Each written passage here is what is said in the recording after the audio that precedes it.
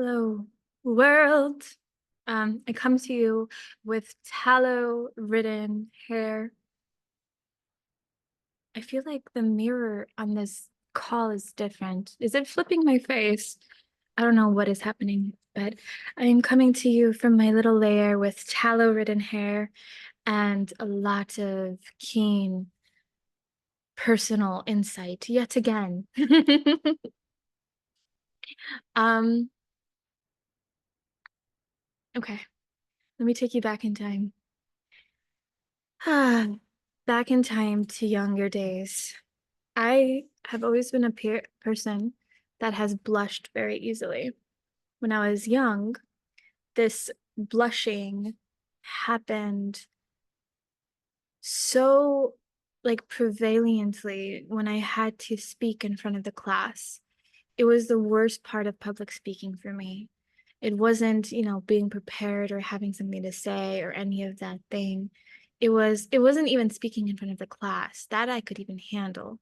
It was the uncontrollable blushing that would turn me into a tomato that I couldn't, that I, it's not that I couldn't handle because obviously I had to, but that I couldn't like get past. I knew it would happen. There's nothing I could do to stop it from happening. And what's worse is like the more attention was on me, the deeper I would blush. And when you're in school in those days, it was like a class of 30 people. And the other thing that would happen is the blush would stay on my face for like up to 2 hours afterward. So it just became this really gruesome thing to endure every single time I had to. It would even happen if I answered a question that the teacher would ask. It would happen anytime I utilized my voice, essentially, where like other people's attention was on me. And now that I'm so acquainted with the body, I know that this is a histamine reaction. And what histamine does energetically for the body, if we were to view histamine, especially in the concept of, not concept, but in the placement of my own story, which is what I'm speaking to, obviously, because histamine will look different for everybody. Just saying, some people have gut histamine reactions. That's a completely different ballpark. But for me personally, the blushing was a histamine reaction in that it was vulnerable for me to use my voice. Not even that. I've always been an introvert. I've been a wallflower and I have loved it. And whenever I would be placed in situations in which I would expose my silence and my solitude, in which was forced to open that up, the histamine reaction would come forward in the form of blushing. And that reaction, if we look at histamine energetically, it's like a battleground reaction. It's like soldiers coming to the forefront energetically to battle/defend you against something. Over time, this reaction of mine definitely has lessened, but it still happens all the time. Nowadays, when people call out my blushing, luckily it's only like a 5-minute thing. It's like a flush that happens on my face for the most part, unless I have to speak for like prolonged periods of time about topics that are vulnerable to me. Then it will stay on my face for like up to 2 hours. So with all of that being said, obviously I have collected quite a lot of data points in my life experience of why this happens to me and how this happens to me. It has to do with vulnerability. It has to do with feeling like I am exposed from my bubble of protection, which for me has been silence and alone time. Like, oh, that has always provided such an immense peace for me that it feels like a bubble protection. And I enjoy my blushing when it's just, oopsie, one sec, I gotta answer that. I'm back. I enjoy my blushing when it's just like that, playful, you know 10 to 30-second thing that appears on my face and then disappears, which happens all the time for any kind of reason at all. It really doesn't mean anything at this point in time. I just have a very responsive face, a very emotionally responsive face. And yeah, it happens all the time. You can read my face like a book usually. But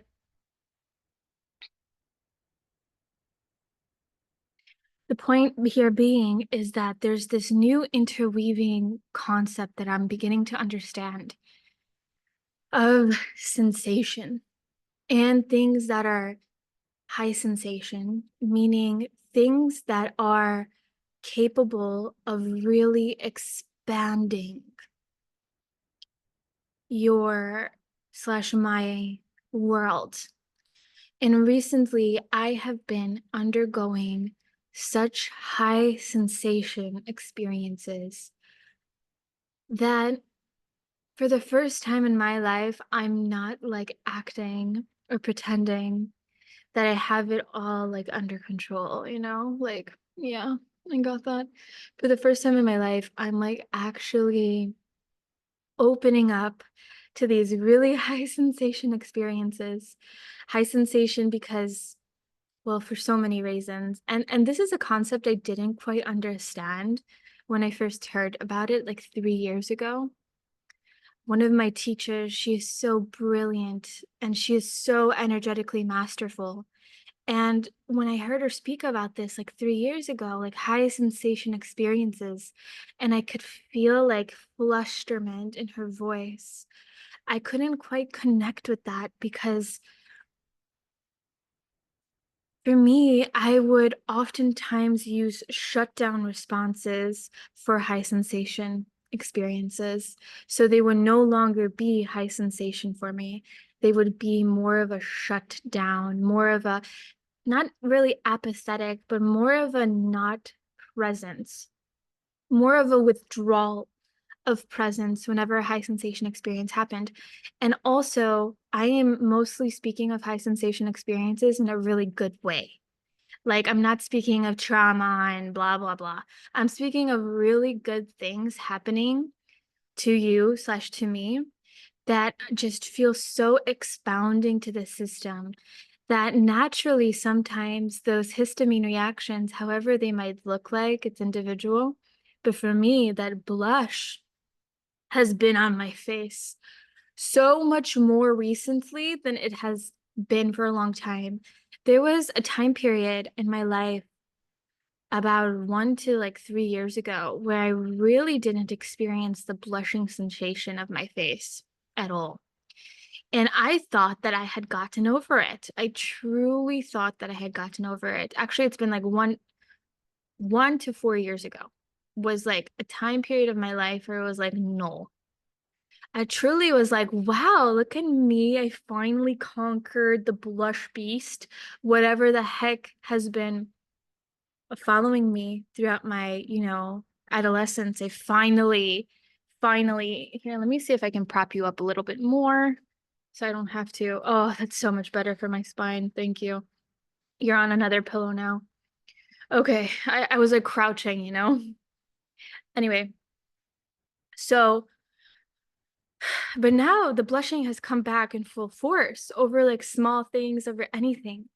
And I'm recognizing that I am again awakening my system to this concept of sensation. That concept of sensation and what my teacher, my main teacher, means with it is really flooding me now because I feel it now. I have like there's something within me that is reopening, and it's so strange yet pleasurable, yet like it's like those years with that blushing disappeared are very cold years for me. It's very like when I think back to them, they're very damp. The quality that I would, explain those years with is very damp, very, very cold, very clogged, very mm, just damp, just too much dampness, moldiness, just felt like my system was overcome with dampness. And now it feels like I'm beginning to feel into things again in a way that I can truthfully say, and not be in a place of displacement where I'm like, oh, pish posh, I'm already too advanced for this shit. Or, oh, pish posh, I'm gonna withdraw my presence. But be there in full presence and like feel things again, like shyness again. And like wanting to bury my head into a pillow, like, a flamingo that is really shy of like the high sensation that is coming into her life, and I just want to bury my head and pretend not to exist. And because and it's like this cute playfulness that has been entering my life again, and my histamine soldiers are back. I blush all the time now, and it's just so fantastic. I'm I'm I really don't like it when the blush stays on my face for like 2+ hours, like, I'll be honest, but that usually only happens with high sensation, high sensation public speaking, which thankfully doesn't happen a lot. But for the most part, even when I speak to like friends and stuff, oh my gosh, as soon as we turn into avenues that are like mildly, it's not even vulnerable, that's even the wrong word, but mildly linked with my essence, like with my true essence, and not cold bitch hearted businesswoman, or not uh, analytically minded student, and not a body. I love the body, but there's like there's a displacement between, and I say cold because there's a displacement between knowledge, because I have a lot of it when it comes to the body, when it comes to regulation. I can speak of those things in a very almost like a whiplash kind of way, and not really experience sensation with that, because there's a displacement between knowledge and actually like experiencing things. So, for example, let's use one example to kind of rope this in here. But for a long time, there was a large displacement. Oh, this actually connects with my last video. My last video was all about my past experiences with finding it difficult to connect to people in my age group. Um, so I noticed this discrepancy between how I interacted online and how I interacted with people around me. And online, I have no problem being very, very vocal with like a lot of things that I'm doing in this world in order to, market them, in order just to help people with them, in order just to kind of run through ideas with other people online. I've met a lot of like business minded people online. It's been fantastic. We run through ideas together, we participate in masterminds together. There's been a dime a dozen of those kind of things, right? And that's easy for me because there's a layer there of protection. It's online. But there was a discrepancy that I began noticing, that in real life, in my real physical life, nobody knew anything about me. And it sounds a little bit silly because, like, all the business stuff, all my projects, um, they're not necessarily me. But in a way, they are, because they're very infused. Like, my business stuff, my projects are not just a job to me. They are very infused with my essence and everything I do. So like 80% of my day is kind of filled with creative projects that eventually are going to funnel into my business. And it felt really strange to have the online community that I was connecting to know all of that, and the real physical life people I connected to know nothing about that. So it goes hand in hand with my connection problem because every time I would be with like real physical life people, like I would try not to talk about business relation. And I don't even have a different word for it. It's probably not the correct word, perhaps creative projects, because really business to me is creativity. So be like sitting there trying to connect with people while refusing to talk about 80% of what I do in a day. Because for some reason I thought that my sense of self had to be separated from my creative endeavors. And I really was almost struggling with like, who am I outside of all my projects? Who am I outside of creativity? Which is a really silly question in and of itself. And I recognize that now. But back then, I really wanted there to be a barrier between me and the things that I do because I was really disheartened by being approached in real life and being asked to do things all the time. So I wanted there to be a barrier there because I have that kind of aura that just seems to attract a lot of people that ask me to do things, which is fine. Everybody needs support. But my issue with that is that I would never ask people to do things for me. So it was very one-sided. This is all changing for me drastically nowadays, by the way. But it was deeply, deeply one-sided. And I would be sitting there in frustration, completely collapsed in the communication that it took for me to vocalize what I need and continuously doing things for other people because that's kind of what I was attracting into my sphere and trying to be kind-hearted and like trying to, help them where they need help and trying to accept all their requests while at the same time refusing to participate in the dance of communing together, refusing to participate in that dance by refusing to ask people to do things for me. So it built up this frustration in my system in which I really wanted there to be a separation between me and the things that I do. And the things that I do,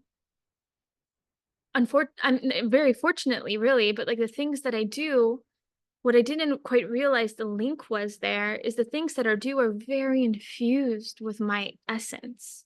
It's not like I'm doing, a 9 to 5 corporate job that has absolute no backbone. The things that I put my effort into have my backbone in it.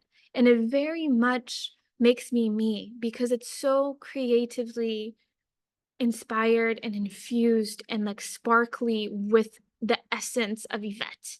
It's not just like this cold business slash job mentality. It was really an infusion. And so I didn't quite link that together back then.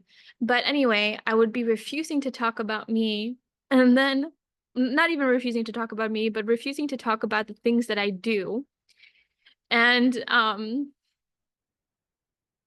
really sit there and listen to all those people that I swore I couldn't find a connection with rant and rave about themselves and then wonder why they were doing that. And it's so silly now, but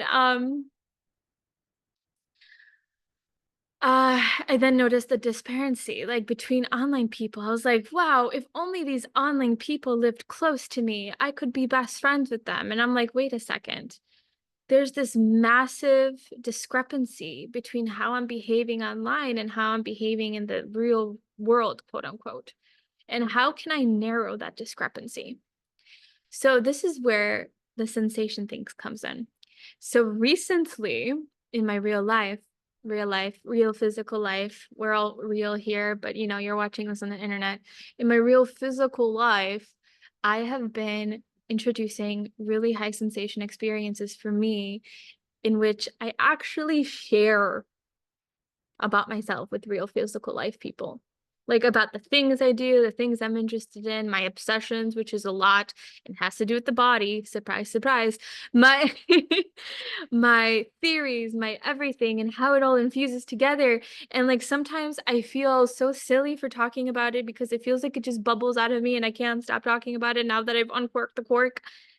And other times I'm just like flooded with sensation again. And I'm like, oh my gosh, this is a completely different experience. Sharing myself with a real physical, breathing life human being, eye to eye, is so different than having that film on the internet in which I just write my thoughts and press send or create, just having that film there. It feels so different.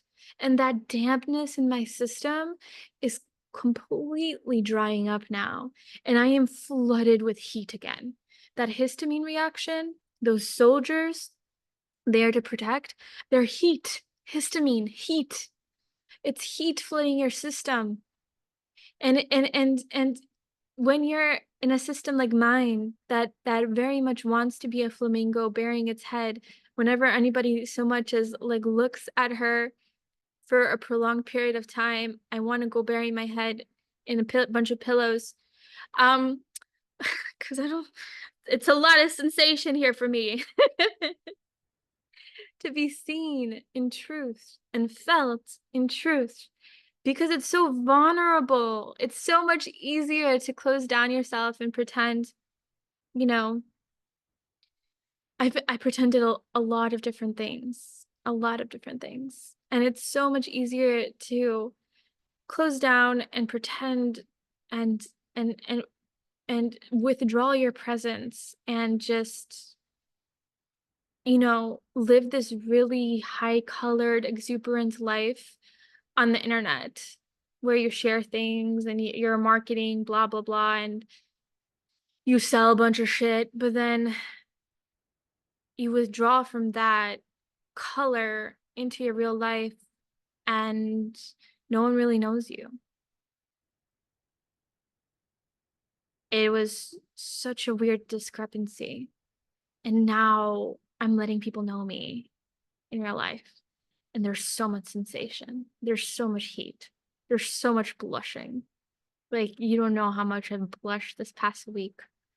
And it doesn't mean anything apart from I am experiencing a sensation right now that I haven't allowed myself to experience in a long time because I've used very covert protective measures to block it because it's vulnerable as heck. If somebody knows the real you, then they have a lot of power to hurt you. If someone knows the real me, oh my gosh, that's terrifying. That's a high sensation experience. Um, it's a high sensation experience. Like, wow. Thankfully, I mean, I was about to say, thankfully, no one has. uh, it's just, it's a high sensation experience, okay? um,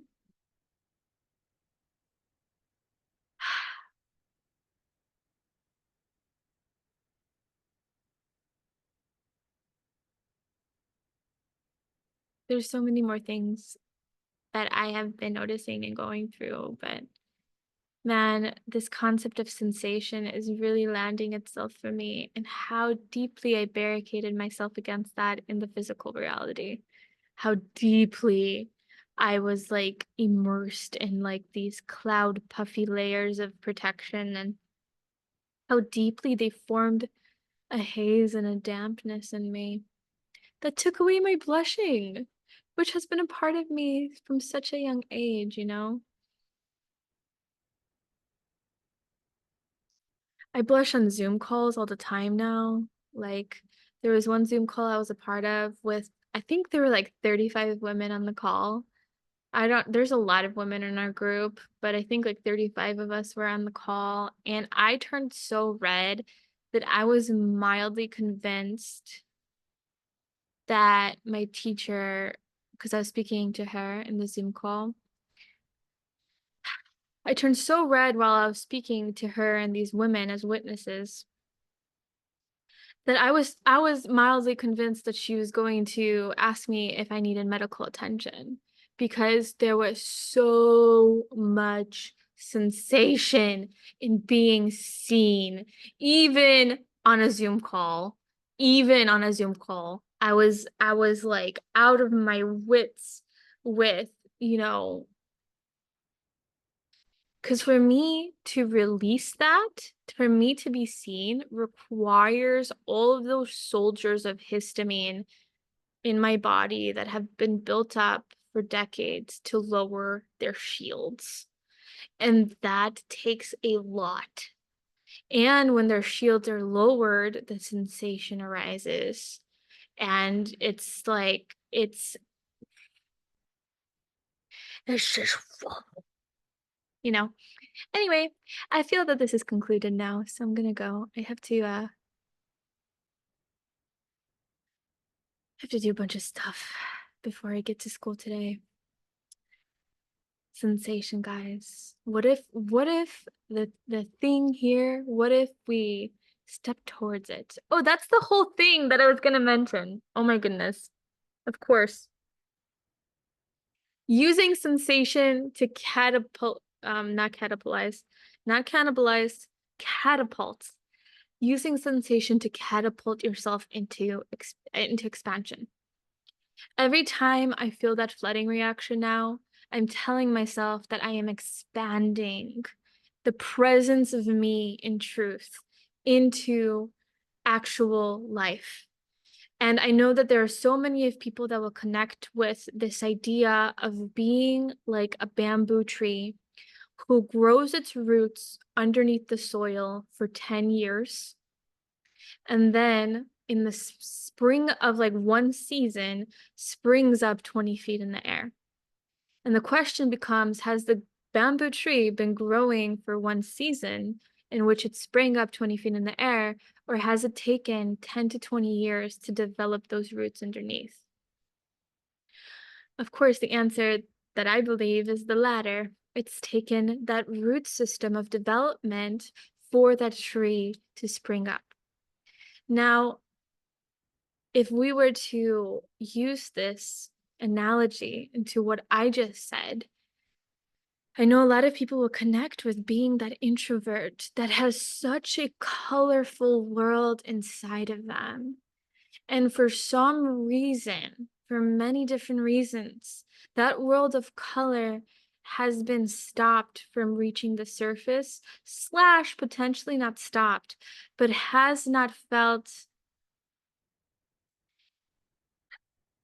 is like just below the surface barrier about to break through. And it can be a completely different experience to hold that world of color for yourself, to hold that rooted underground system for you, just for you, because it's safe inside you. You know, there's nobody that can harm from if they don't know you. Like there's shields, like it's beautifully safe. It's a cocoon. It's so safe and wonderful and colorful and expansive for you, but then you're still just below the surface, and there comes a day where there's like little sprouts and you can't help it because there's just too much to contain. There's too much to contain inside of you. You can't help it. You got to start creating. You got to start putting it into the physical world. There's too much to contain for one person. So there comes a day where there's like little tiny sprouts, and their sprouts are like, holy shit, the sun is beaming down on me. This feels very hot. This feels like a lot of heat. Okay, high sensations happening here. Oh, the rain is coming. High sensations happening here. Oh gosh, I'm growing bigger. High sensation is happening here. And that's the invitation. The invitation here is to see that high sensation in however form it appears in your life, and to see it as expansion into that physical reality that you're blooming into. To see it as an expansion because your root system has grown so vast underneath, your foundation has become so firm that you are now ready to spring forward into the physical reality where you can be penetrated by things like sunlight, rain, wind. You can be penetrated by it all.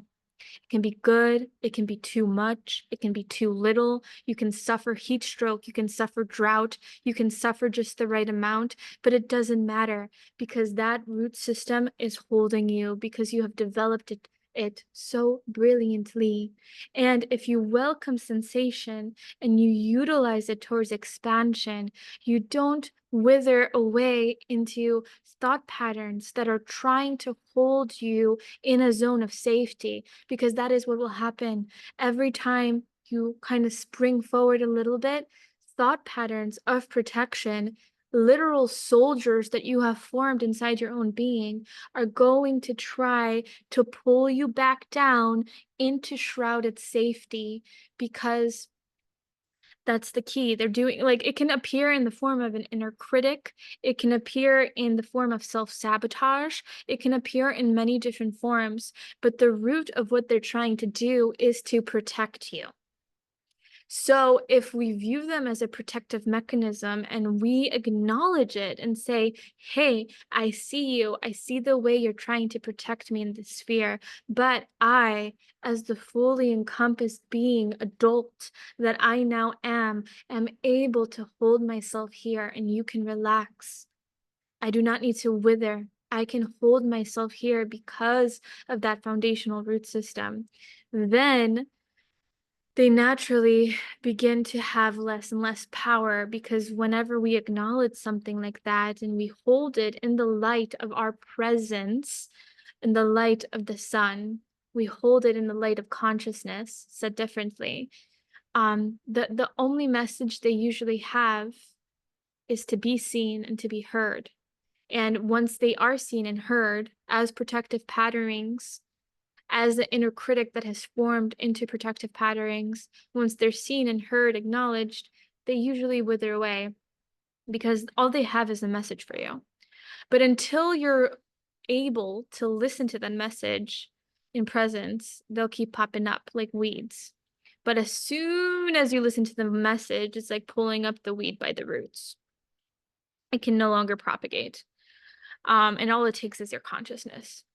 Regardless, there's going to be a lot of high sensation when you're breaking apart from that root system. And that's all right. That's all Gucci, if we look at it like that. And so every time I have like friends now that I'm, you know, actually being real with, every time I feel that urge to hide my head like the flamingo,